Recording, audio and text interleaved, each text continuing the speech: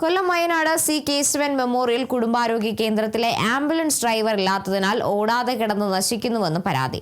മുൻ MLA M നൌഷാദിന്റെ 2020-21 വർഷത്തെ പ്രാദേശിക വികസന ഫണ്ടിൽ നിന്ന് ലക്ഷങ്ങൾ ചെലവഴിച്ച് ആംബുലൻസ് വാങ്ങി നൽകിയെങ്കിലും ഡ്രൈവറെ നിയമിക്കുന്നതിന് നടപടികളുണ്ടായില്ല.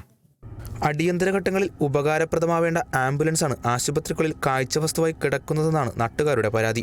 ആശുപത്രിയുടെ ഭരണച്ചുമതലയുള്ള മുഖത്തല ബ്ലോക്ക് പഞ്ചായത്തിന്റെ ഭാഗത്തു നിന്നോ ആശുപത്രി മാനേജ്മെന്റ് കമ്മിറ്റിയുടെ ഭാഗത്തു നിന്നോ ഡ്രൈവറെ നിയമിക്കുന്നതിന് നടപടികളുണ്ടായിട്ടില്ലെന്നും നാട്ടുകാർ പറയുന്നു. സർക്കാരിൽ നിന്ന് ലഭിക്കേണ്ട ഹെൽത്ത് ഗ്രാന്റ് സമയത്തിന് ലഭിക്കാത്തത് കാരണം ഡ്രൈവർമാർക്ക് ശമ്പളം നൽകാൻ ആകില്ലെന്നാണ് വിശദീകരണം.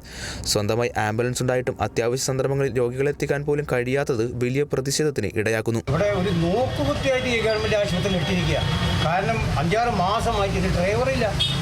ഇവിടെ വിളിച്ച് ചോദിച്ചാൽ അല്ലെങ്കിൽ ഗവൺമെൻറ് ആശുപത്രി വിളിച്ചാൽ പറയും ഞങ്ങളൊരു താൽക്കാലിക ഡ്രൈവർ തരാം. ഒരു എമർജൻസി കേസിൽ മൈനാട് ആശുപത്രിയിലോട്ട് വിളിച്ചിട്ട് ഒരു ആംബുലൻസ് വേണമെന്ന് പറഞ്ഞാൽ ഇവർ കൈമലർത്തും. ഞങ്ങളൊരാളെ കണ്ടെത്താൻ നോക്കട്ടെ. അപ്പോഴേക്കും ഡ്രൈവറുടെ രോഗിയുടെ കാര്യം ഈ രോഗി ഇവിടെ 2-3 ഗേറ്റൊക്കെയുള്ള സ്ഥലമാണ്. ഈ വണ്ടി പിന്നെ എത്ര മണിക്കാണ് ആ രോഗിയെ കാത്തോടെ ചെല്ലുന്നത്? ഹെൽത്ത് ഗ്രാന്റ് ലഭിക്കാത്തത് കാരണം ആശുപത്രിയുടെ ദൈനംദിന പ്രവർത്തനങ്ങളും പ്രതിസന്ധിയിലേക്ക് നീങ്ങുകയാണ്.